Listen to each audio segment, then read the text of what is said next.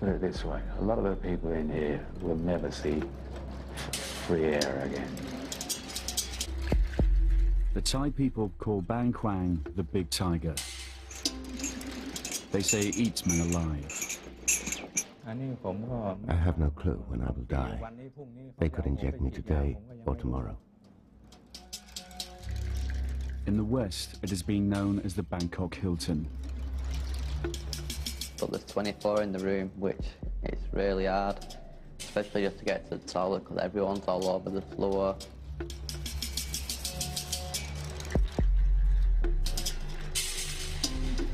The prison is notorious. It's been the subject of novels and movies, but the Thai authorities have never allowed the reality of life inside these walls to be filmed. Until now.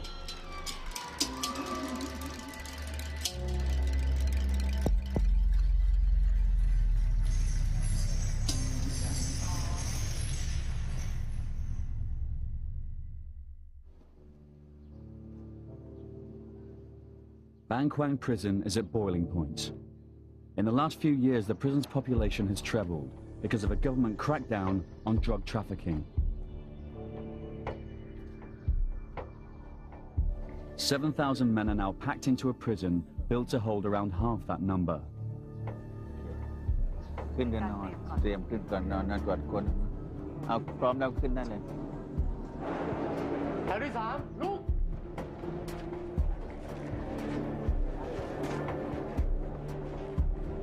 There are serial killers and multiple rapists locked up here, but most prisoners are in for drug dealing offences.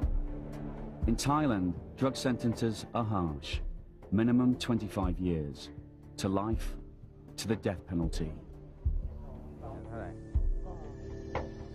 The prison guards have arranged extra heavy security, but they're nervous. They are unarmed and outnumbered 50 to 1.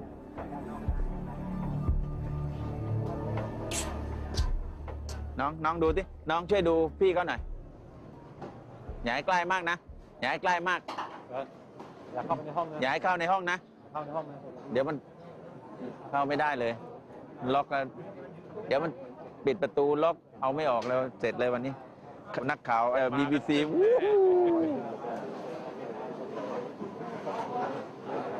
With so few guards, roll call is taken twice a day to make sure no one's missing.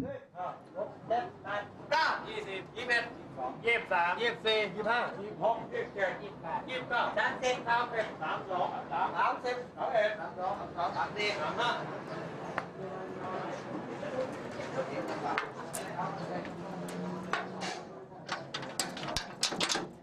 ูดเพื่อตรวจว่ามันรูดยังไงจะรูดฟันถ้ามันมีเสียงที่มันนั่นแสดงว่าเริ่มมีรอยตัดแล้ว If one bar has a different tone, it means someone's trying to file through it. ก่อนเลยนะบอกอยากขึ้นเร็วไม่เหนื่อยก็จะได้ไม่เหนื่อยของเขา 3:30 is lockdown. The prisoners spend 15 hours a day in their cells.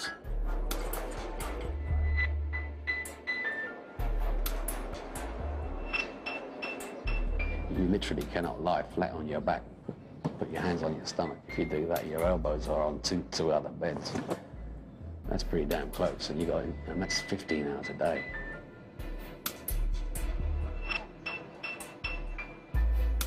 In here, if one prisoner gets sick, so do all his cellmates.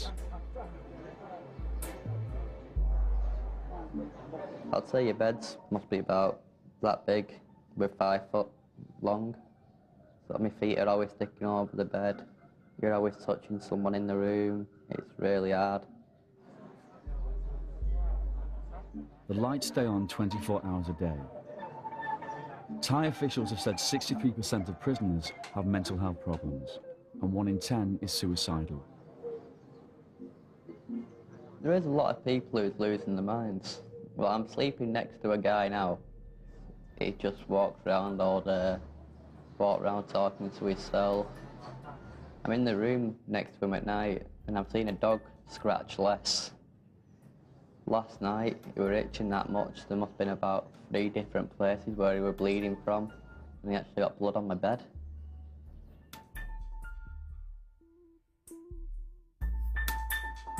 Many will die here, and many more will be put to death.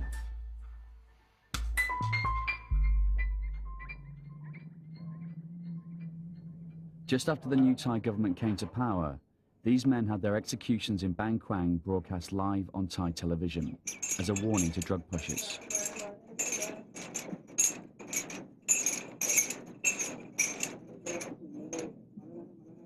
In the street outside the prison, there's another warning.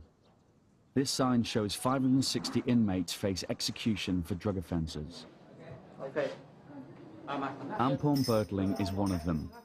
His shackles are welded on permanently. He faces death by lethal injection. The execution order could come at any time.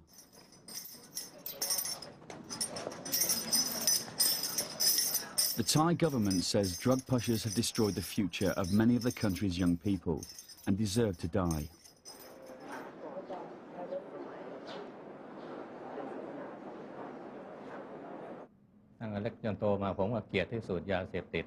All my life I hated drugs more than anything. I never thought that I would be arrested because of them. I told my kids, don't touch them. Don't get close to them. I admitted that I was guilty. Why has society punished me so harshly? Why don't they give me another chance? I never committed a crime before.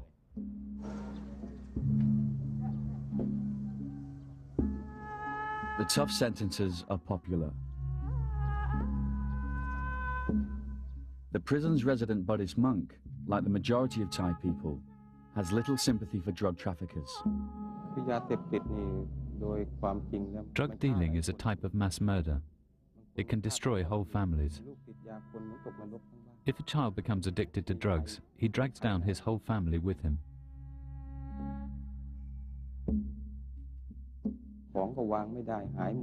The child starts to steal everything, which ruins the family's reputation in society. A murderer typically kills just one person. Drug dealers don't kill just one person.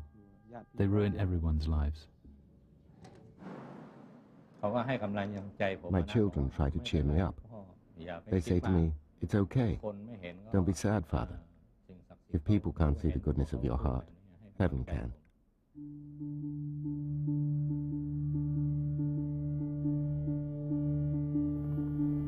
Thailand is fighting a drug problem far worse than anything yet seen in the West. The country is a major through route for drugs. Heroin and speed pills are manufactured in Burma. The drugs are then trafficked through Thailand to Europe and America, with much of the profit going to the Thai agents. But now, Thailand has a major drug problem at home. Methamphetamine pills, called yaba, now as cheap as $1 a pill, are flooding the local market.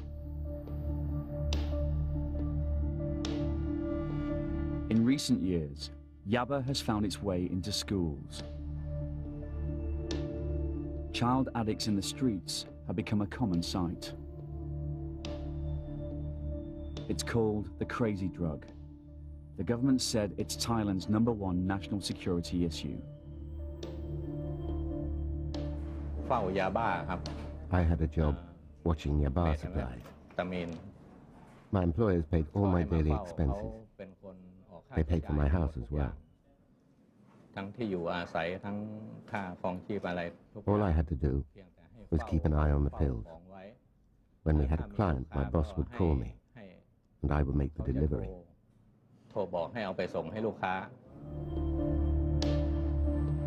2 years ago, Thai television broadcast details of cases of violence by people high on yaba. This man threatened to drop his own son off a building.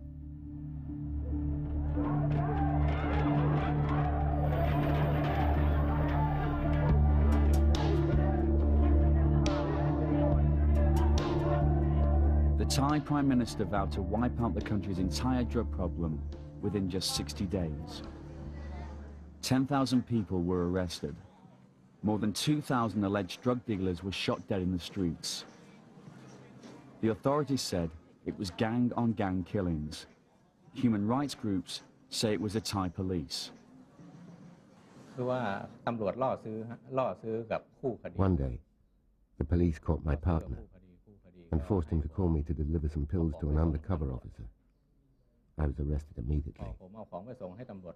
The police decided to arrest any suspect they could find. That's why prisons are overcrowded these days.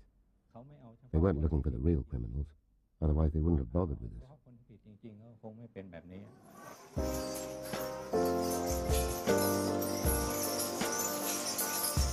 Caught in the crackdown were hundreds of foreigners.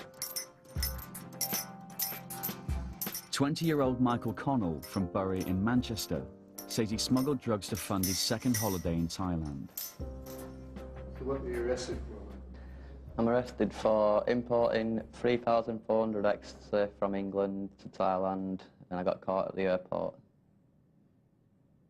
When they found them, I knew what was going to happen to me, because anywhere in the world, if you get caught importing drugs, you go into prison. So as soon as they found them, I knew I would go in prison. Connell's story is of the typical tourist-turns-convict variety. He was one of the hundreds of thousands of young Britons who visit Thailand every year. Many of them, young travellers easily tempted by the readily available cheap booze, drugs, and sex. I just came for an holiday the first time, and I enjoyed it so much. And when I was leaving, I was heartbroken to go. The culture, the people are all dead friendly, mainly the weather, because England, sunshine doesn't happen very often. Overwhelmed by what seemed an idyllic lifestyle, Connell, like many of these travellers, got a false sense of security. He visited Koh San Road, the backpackers' ghetto in the centre of Bangkok, where many plan their beach trips in Thailand. He went on to beach resorts and the famous full moon parties where ecstasy is plentiful.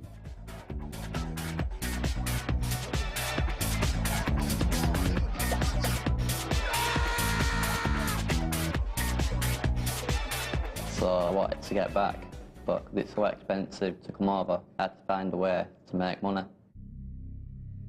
Connell didn't want to say where he got the money to buy the drugs.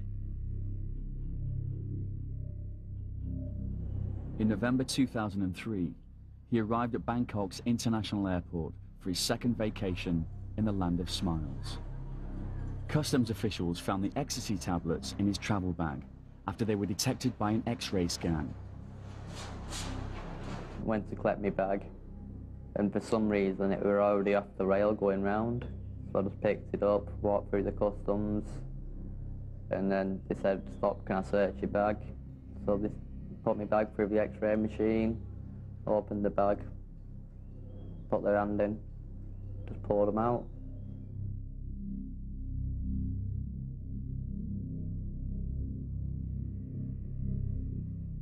And when I got arrested, they had a big sign up in the customs office, from which that scared me a lot.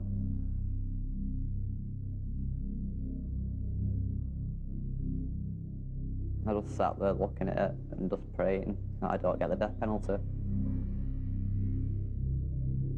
The pills, with a street value of £50,000, were wrapped in plastic and hidden in 2 face cream jars.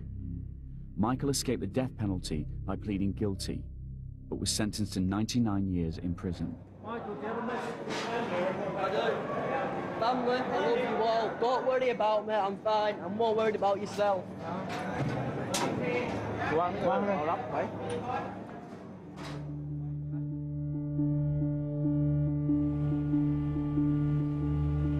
Anything could happen to you in the time you've been here.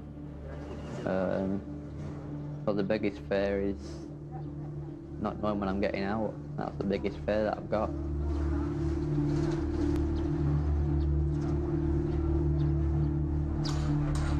Connell has been put in Building 5, which is reserved for young and dangerous prisoners. Bernhan Cholsin, a prison director, leads the visit into Connell's cell block.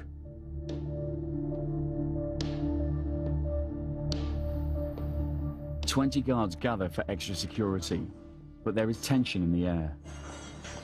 พี่เชเวงอย่างนี้เลยไม่มีปัญหานักมวยด้วยไม่ต้องกลัวเขาไม่ทำอะไรหรอกเราไปดิ open the door bidding fight ผมนายนฤทธิ์วิสเกตเจ้าหน้าที่ราชทัณฑ์3ระหว่างปฏิบัติหน้าที่เหตุการณ์ปกติครับผม ขอบคุณนะขอบคุณ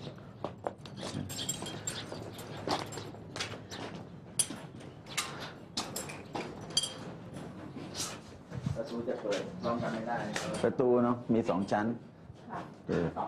2 ชั้นประตูจะเปิดพร้อมกันไม่ได้ก็ลองเข้ามาให้หมดโอเค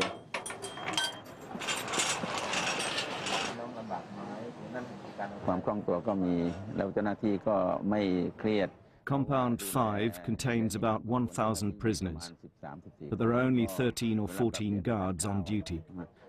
If the prisoners wanted to try something, there'd be nothing we could do about it. If the prisoners wanted to knock the guards out, we couldn't do anything.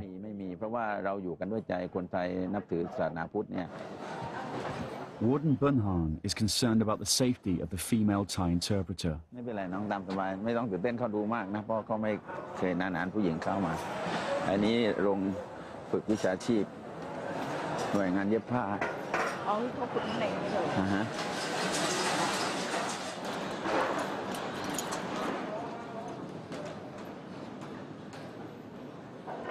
Normally hundreds of prisoners mill around this open space, but now they are herded against the walls.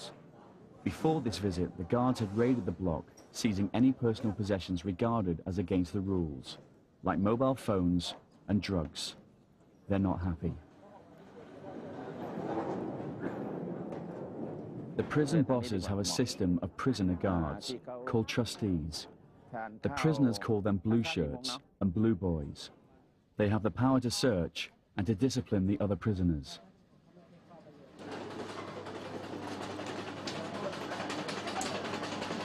Difficult to be a foreigner here, because in the building I'm in, I'm the only white guy in the building, so I stand out a lot.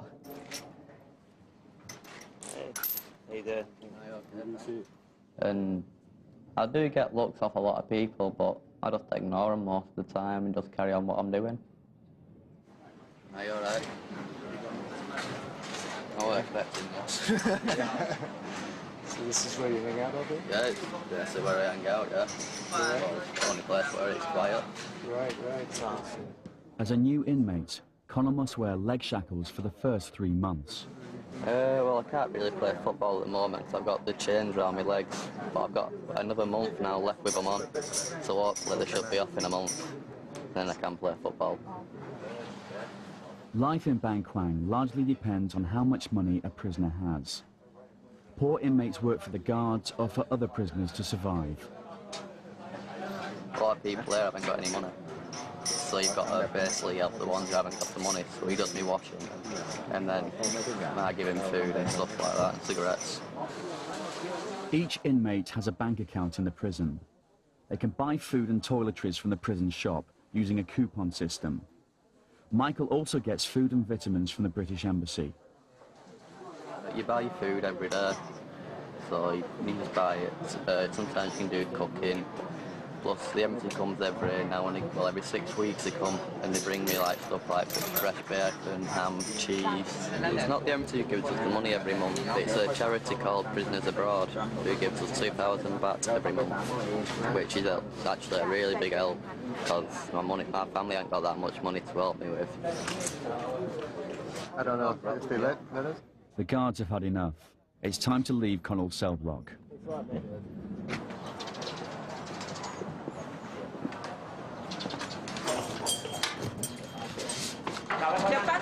Bunhan's tour continues with a visit to the maximum security building. He travels there in the prison transport vehicle, a golf cart. บางโอกาสก็ใช้รถคันนี้อาทิตย์ดีก็นั่งผู้บัญชาการก็ขับเองน้องเห็นแล้วนะ Behind one of the high security areas.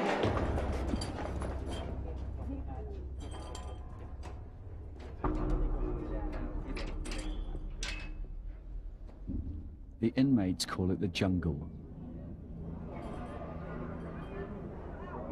It's solitary confinement, Bang Kwang style.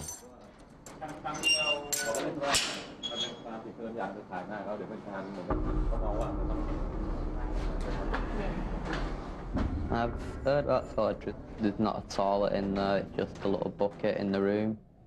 One guy said you're lucky if you can just lie down on your back, flat, but I plan not to go up there.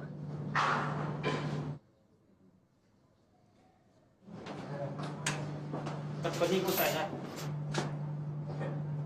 คือลักษณะที่อันนี้คือเราตีเป็นว่า This is an example of a stubborn prisoner who lacks discipline. That's why he's isolated from others. ทางวินัยเรือนจำไม่ขังเดียวอันนี้ก็ไม่มากอันนี้ขนาด This is a fair punishment.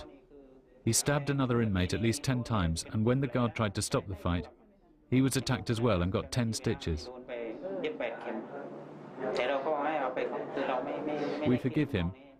We will try our best to rehabilitate him. ทำไม่ได้ Other people always imagine that we are tough, but in reality we are not. เมื่อวานเรากันอะไรก็ถามว่าต้องให้บอกว่าโอดจริงๆคือเราไม่อด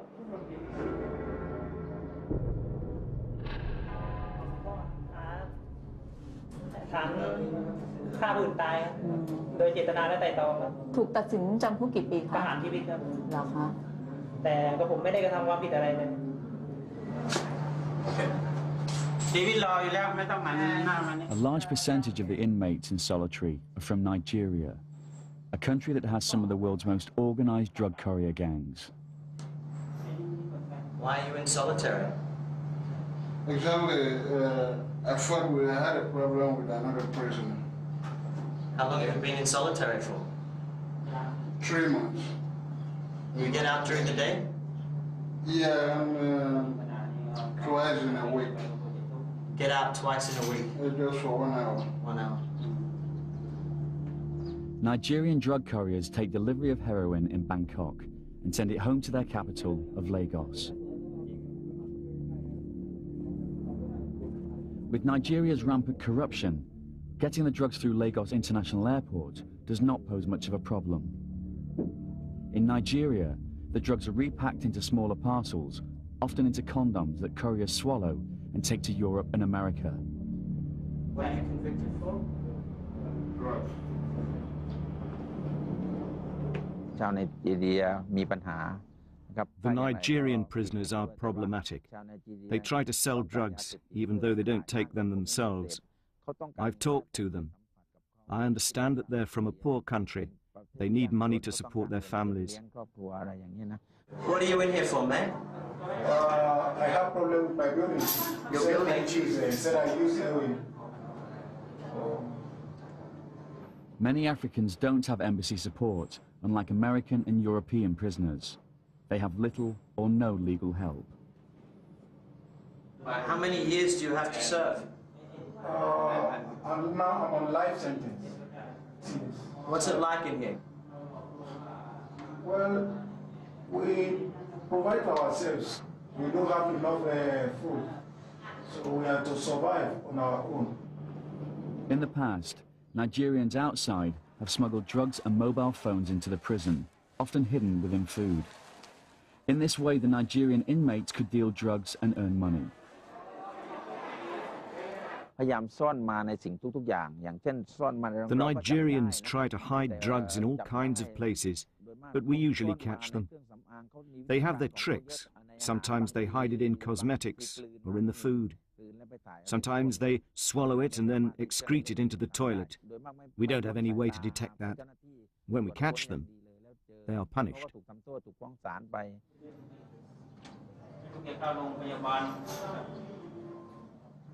Do you miss your family? I miss my children. I have 5 children. Would you like to go home? Exactly. So.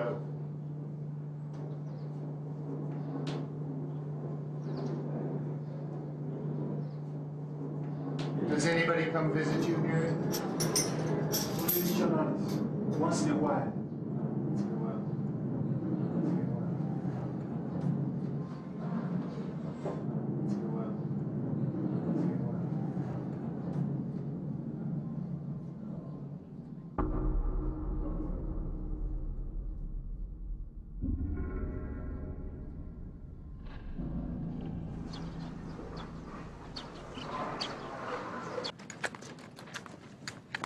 Another Western prisoner who agreed to be interviewed was 47-year-old Andrew Hawke from London. Death row. They've got their chains welded on. That's my home for the last five and a half years. At home for how much longer? Nobody in this place can say with any degree of certainty when they are leaving. Nobody at all. Permission for filming is denied inside Hawke's compound. The last visit inside Connell's proved too dangerous and disruptive.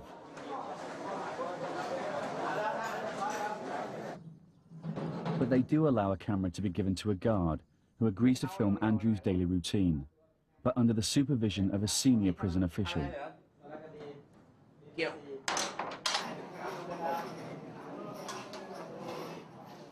Well, I'm going up to show you where I sleep.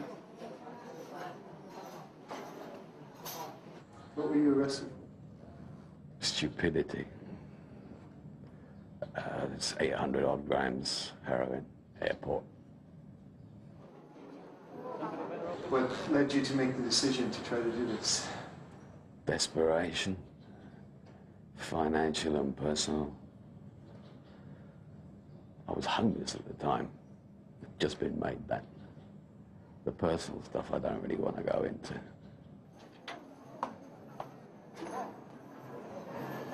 But most of the time, I end up asleep. It's 15 hours a day in this room. Every day. That's a lot of hours. Hawke made his decision to smuggle heroin after an offer in a pub in Amsterdam. I really didn't want to do it. Everything screamed against me not to do it. But I went ahead and did it anyway. I was just pouring out my sorrows and woes and basically talking to strangers like you don't talk to anybody else. Let's just say I was suicidally depressed. To be honest, I was thinking about taking a late-night ferry and jumping off it. I was at the end of the rope, frankly. Slowly getting drunk. And somebody just whispered over my shoulder, I know a way you can make some money to get you out of your financial problems. And I, what? He said, well, you could fly over and do a job for me over in Thailand, give you some money, be a tourist for a couple of weeks and fly back. I said, okay. That must have been about 3 or 4 in the morning. By 2:30 the next afternoon, hungover and pretty drunk. Got taken to the airport, put in a plane. I was here. Once I was here, I was pretty much committed because I didn't have a return ticket to any, or enough money to buy one for that matter. I was arrested right before I entered the aircraft. There was a metal detector thingy you've got to walk through. God knows what triggered it off. Just remember my heart going like a trip hammer, and I was waiting. I waited for at least half an hour before the customs guys showed up. And they checked the stuff, and one of the customs guys said, maybe it's milk powder, and I just looked at him and said, yeah, I bloody well hope so. But it wasn't. Arrived here April Fool's Day. Very funny. Hawke was sentenced to death, cut to 50 years when he pleaded guilty. Oh, I deserve to be punished, I certainly do. The punishment is so severe.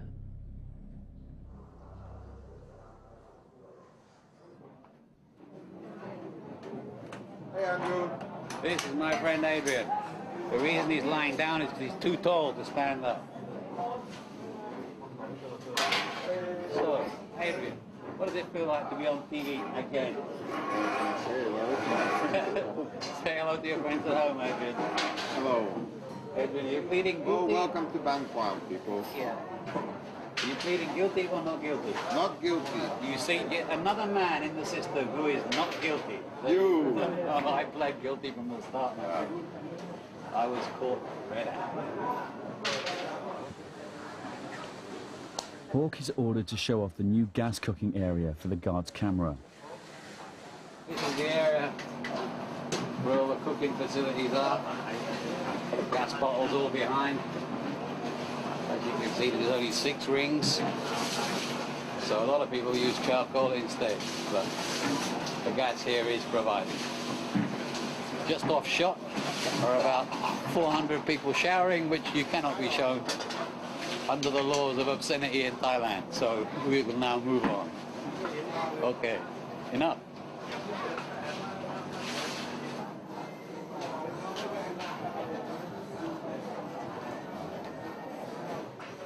My friend, he's a librarian. He looks after all the books. Librarian.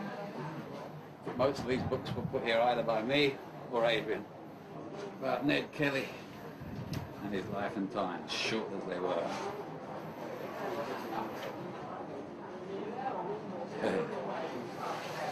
What are you reading there, Coach? Yeah, just reading how to live in Thailand. You found out how to live in Thailand, yeah, my friend. That's when you found out. Too late you found out. Yeah. Okay, that's enough. I think it's my anger at the British government that's halfway responsible for me holding on to my sanity. A number of letters I've written to the various departments of the Foreign Office, Home Office, and the sheer gall of the replies keeps me going. Heroin smuggler Hawke is desperate to leave. He is subject to the rules of British prisoner transfer agreements. If he returns to the UK, he must serve half the sentence he received abroad. Other countries are far more lenient.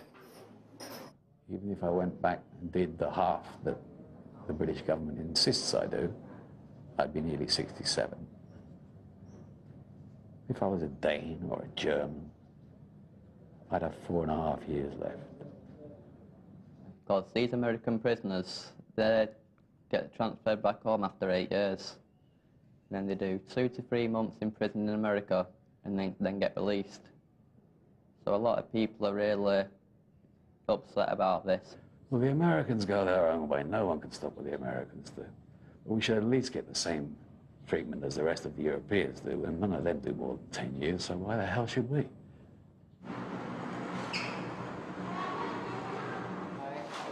In the last few years, Bang Kwang prison has become part of the tourist trail in Thailand. Notices in guest houses encourage tourists to visit inmates. The prisoners call them banana visits because it makes them feel like monkeys in a cage. Prisoners on drug offences are allowed 1 visit a week, while all other inmates, including murderers, get 2. The prisoners sit behind a wire mesh, and the visitors at the other side of a second wire mesh, about 10 feet apart. For each pair, it's like trying to conduct a conversation across a busy road.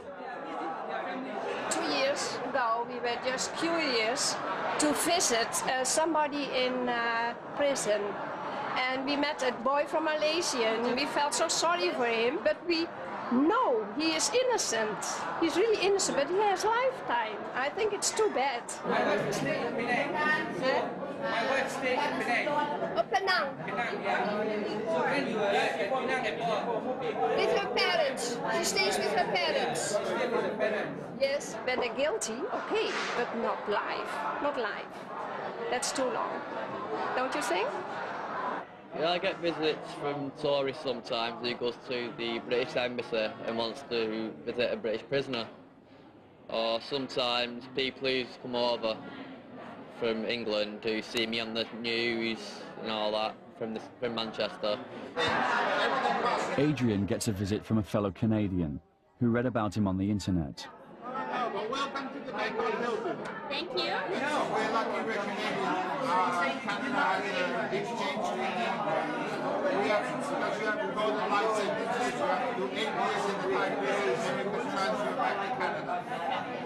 just wanted to see if there's anything you need. I'm going to go to the store after. What do you need?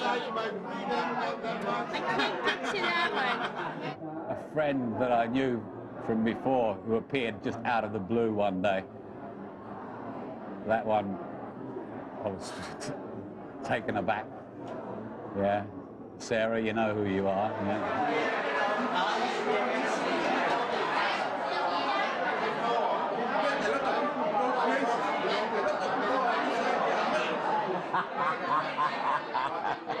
They make my day, in fact. You know, I come here, it's a food for thought, and they made my day. He's a nice guy. He just make a mistake and that's all, you know. That made me thinking about how we are living in a paradise in the West, you know, compared to here. He's got 50 years, he told me. 50 years. Could you imagine? He is 40 or a little bit over 40. That's going to be, he's going to be here for the rest of his life. I stay here 7 years. 10 years. I never fight my case. I never fight my case. One of the prisoners is from Afghanistan. No Afghan embassy, of course. Yeah, because you know everything is problem in Afghanistan. And I contact with any embassy with other places, not reply. I see. So there's nobody helping you on the outside? Nobody help me. Nobody help me. Sometimes I'm sorry, when you go toilet that time, come back, you don't have a space to sleep. And food is not enough at all. And everything is by yourself. From bed, toothpaste. Some guy came, I'd say about 3 weeks ago. He was telling me that he's been all around Thailand, Vietnam, Cambodia, Laos, Burma. And when he was telling me, I was just thinking, great, I'm in prison.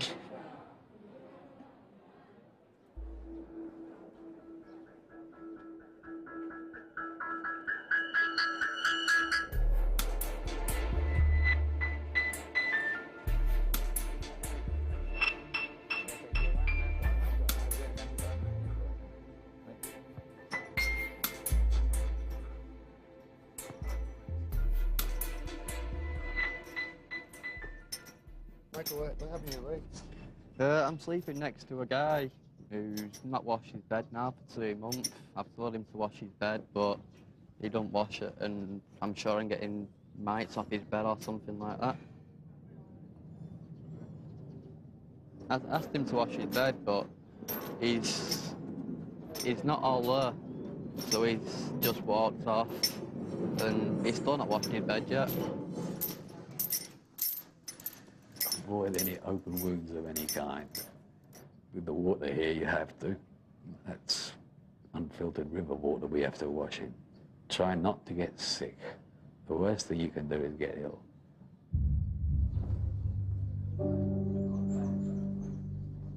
Seriously ill inmates end up in the prison hospital, which is understaffed and understocked. Tuberculosis and HIV are rife. But the patients remain prisoners.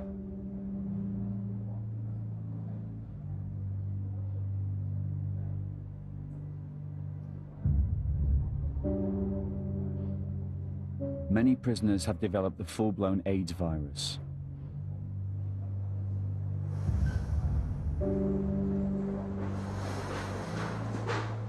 It happened because they use the same needles when they are shooting dope.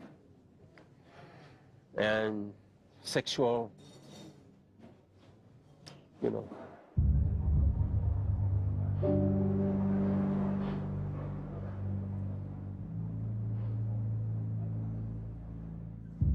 Hospitals in Thailand are partly supported by donations, but not this one. ไม่เคยเห็นด้วยมั้งแล้วก็เข้ามาก็ยากแล้วบางคนก็คิดว่าพวกนี้ต้องโดนลงโทษอะไรเงี้ยเขาก็ไม่อยากให้กันก็มีบางคนไม่ชอบก็ไม่ให้แต่ว่าด้านการรักษาเราต้องไม่มีแบ่งแยก Last year I was sick in the hospital for 23 days. I saw people, I mean by the bed, by my side, they die every day. I'm here, I can see the ambulance have to pick up the casket, dead body, take out. I see them.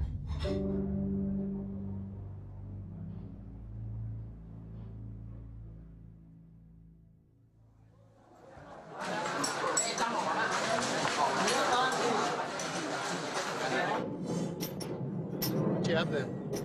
It's Manchester United top. Well, I'm a really big fan of Manchester United. Even David Beckham can come over and get me out if he wanted to. มีอะไรมาล่ะมิเชลไมเคิลชื่ออะไรนะมันยูทีมแมนยูเหรอเรื่องอะไรแล้วเขามาให้เรื่องอะไร In Bang Kwang, there is a cross-section of Thai society. It's a society which is very tolerant of transvestites and those who've had sex changes. The cameraman guard is sent to film some ladyboys, as they are known here in Thailand.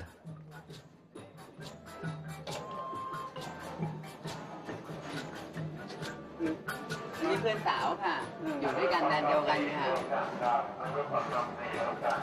ก็ถ้าว่างก็หรือวันหยุดก็จะมานั่งคุยกัน These ladyboys live together in compound 4.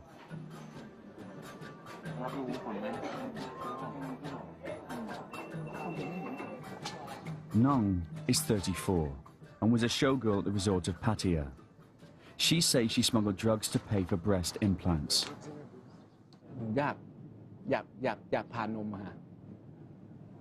I wanted to get my breasts done, but my parents refused to give me money to do it. So I made a decision. My friends convinced me to do it. I had no idea back then what I was doing. I kept delivering bags for them. I had no clue. I spent the money on the breast operation, and 3 days after the operation, I was arrested.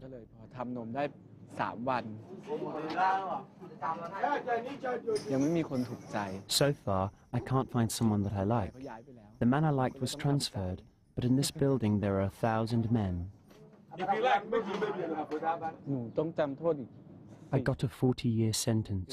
I have already been here for 10 years, so I have to stay for another 30 years. But they told me I might get pardoned this year, so they've asked me to behave myself. Occasionally, Thailand's king grants a royal pardon. It is Nong's only hope of getting out and having a sex change operation. During the day, Nong works as a makeup artist at the newly launched BKP TV, the world's only prison cable TV station.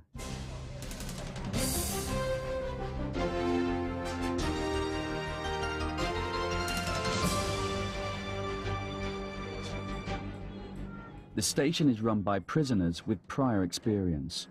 The anchor, a former radio announcer, has a life sentence for drug smuggling. I'm the host and anchor of BKP Cable TV in Bang Kwang Prison. I'm beginning my 6th year behind bars on a drug offence. The station started off as a collaboration of prisoners under the supervision of the guards. We got a great response from our audience, our fellow inmates.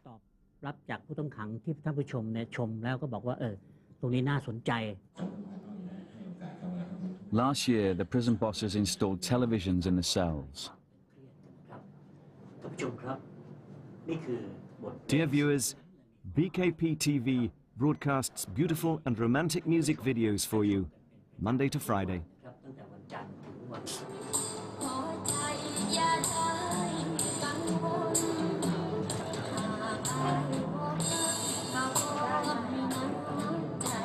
Prisoners can now enjoy Thai music videos, the latest movies, and they've even had episodes of Mr. Bean to calm the prisoners down.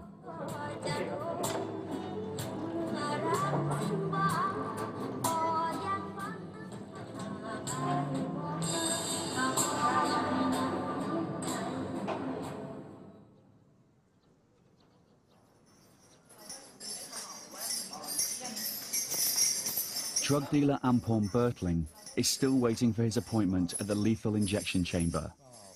Both he and the executioner will only get 2 hours' notice before the execution. Frankly, I'm afraid to die. But I was also afraid of starving. I did it because I had nothing to eat. I didn't have any money. I couldn't get a job.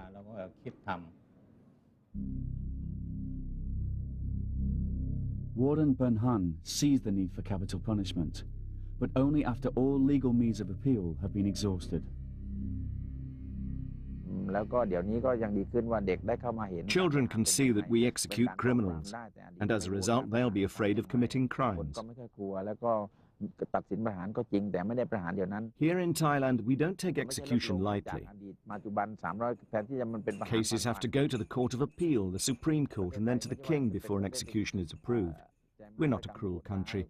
At Bang Kwang, we've only executed a total of 300 prisoners, not thousands. Opponents of the death penalty say that it is not a deterrent and that innocent men always end up being executed. There is one man, young man, he was accused of rape and killed as a girl, 6-year-old girl. This man, I know him. I've been in prison with him. I talked to him, did you do it? And he said, no, he swear. Even he's going to die, he swear. He did not do it. And on the way he goes going to execution. He shouted, I did not do it, why kill me? Why? Yes, we should have a second chance. People aren't all bad. Some prisoners here are innocent.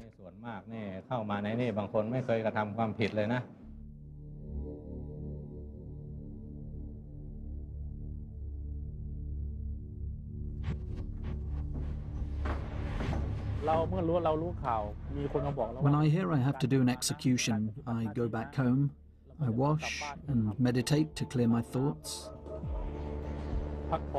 Then I leave for the prison at 4 in the afternoon.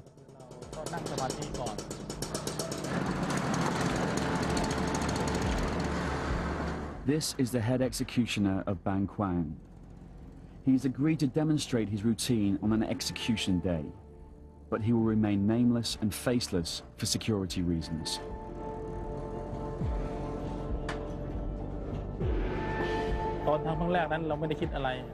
At my first execution, I worried whether I would be able to go through with it, whether I could carry out the job properly. But I didn't think too much, and I wasn't scared or emotional once I did it.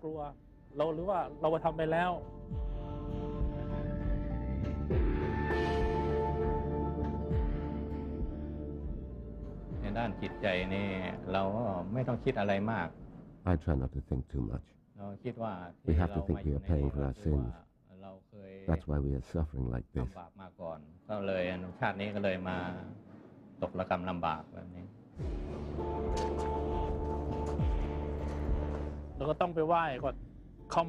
The first thing I do is go to the prison shrine and ask for blessings.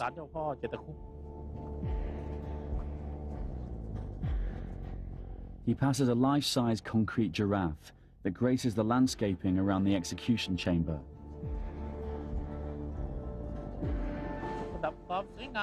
The giraffe is just to liven up the place.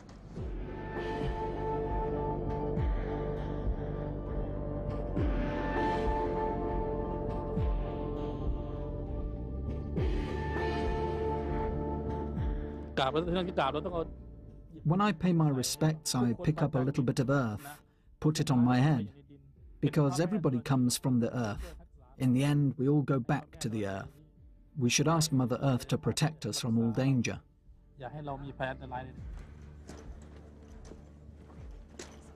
On a real execution day, the condemned prisoner will meet with the head monk of Lapley Temple, which is just on the other side of the wall from the execution chamber. He has given the last rites to every prisoner executed at Bang Kwang during the last 17 years.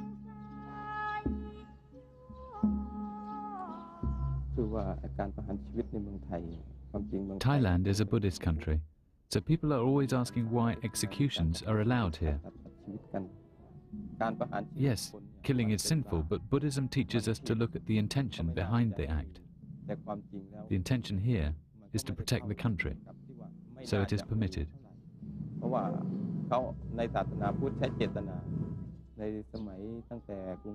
Since the Sukhothai dynasty, the king has gone out to fight wars. He and his troops have had to kill enemies to protect the country. Execution is the same. ใช่ไหมเพราะว่าศัตรูลุกเข้ามาก็จำเป็นที่จะต้องไปฆ่า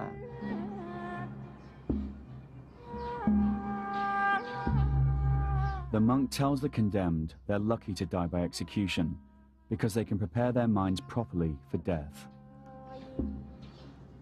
ไม่ใช่ว่าเรื่องง่ายนะแต่ว่าพอทำไปแล้วมันก็ชิน Giving last rites to a prisoner is not easy, but I've got used to it. I tell him that he is lucky that he knows his destiny and can clear his conscience. Unlike me, if a car hits me right after this, I might not have a chance to die with a pure mind. But he can prepare himself, listen to the monks, clear his mind and talk to people.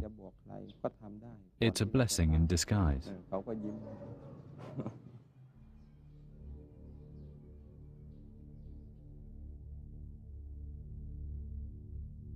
Until 2003, the executioners put the condemned to death by machine gun.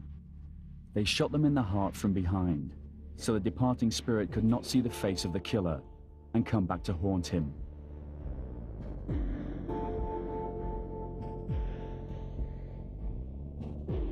Blood splatters are still visible on the wall. The last person to die by firing squad was executed on December 12 last year. Director General Nati then decided to change the system to lethal injection. Because it's more humid, because when we use firing squads, the old method, sometimes they are crying and shouting, and sometimes when we shoot, they get down. Their blood is spreading, and sometimes they are not die immediately. So we have to take them and shoot again. So by new method, it will be more humid. They can it will not damage their body.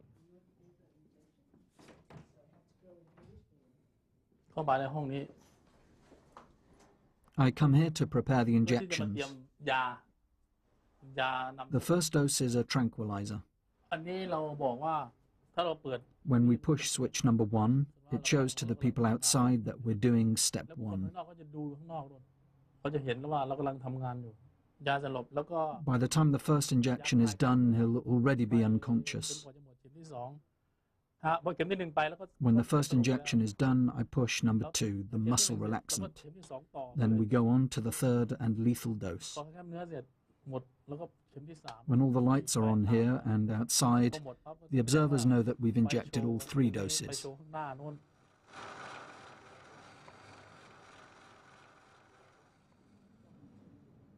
I have no clue when I will die.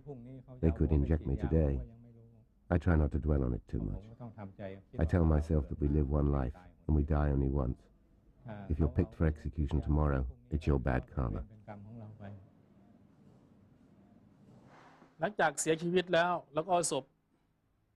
When the prisoner's dead, we put the corpse down here. We take the fingerprint of the corpse to check if he's the same person as the one we had before the execution.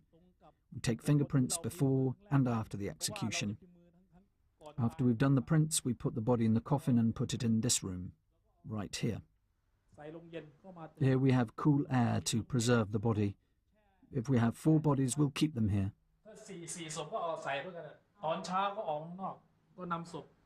We bring the body outside to check again if it's the same person. We don't want to give the wrong body to the relatives by mistake. After that, we put the body back in the coffin and walk this way. Finally, they go out of that door.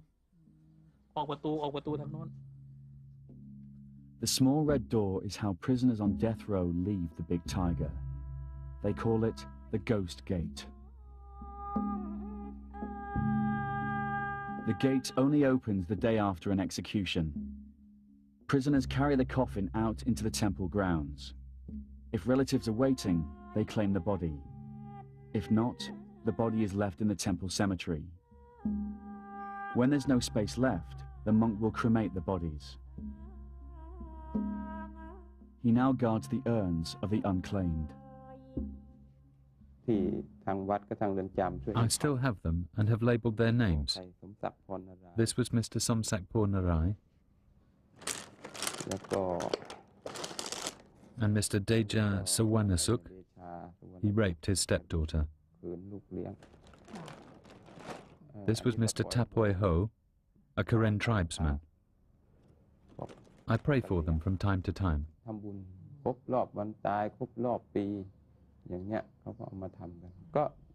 I have to take a look at their names.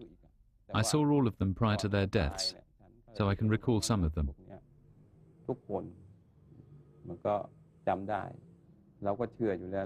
I've always believed that people must face the consequences of their actions. Even if you don't get caught today, one day your karma will catch up with you.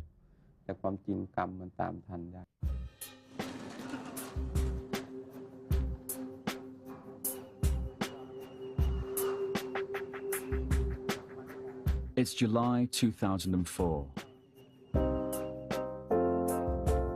Ampon Bertling still awaits his fate on death row. I pray for another chance. I pray that I might live a new life, even if it means I have to start again from zero.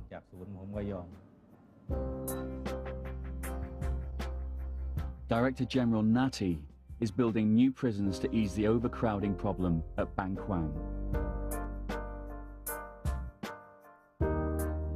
Heroin smuggler Andrew Hawke still clings to the slim hope of a pardon from the King or a sympathetic ear from Her Majesty's government. The life sentences never get out. The sentences, such as mine, at 50 years, I would have to be 91 before I got out. Impossible.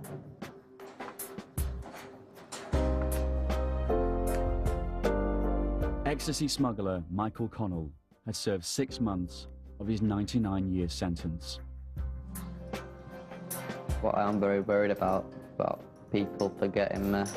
I'm lucky at the moment, I've got a few people writing to me, but I've got a feeling myself it's going to die down after a bit, which I'm hoping it doesn't.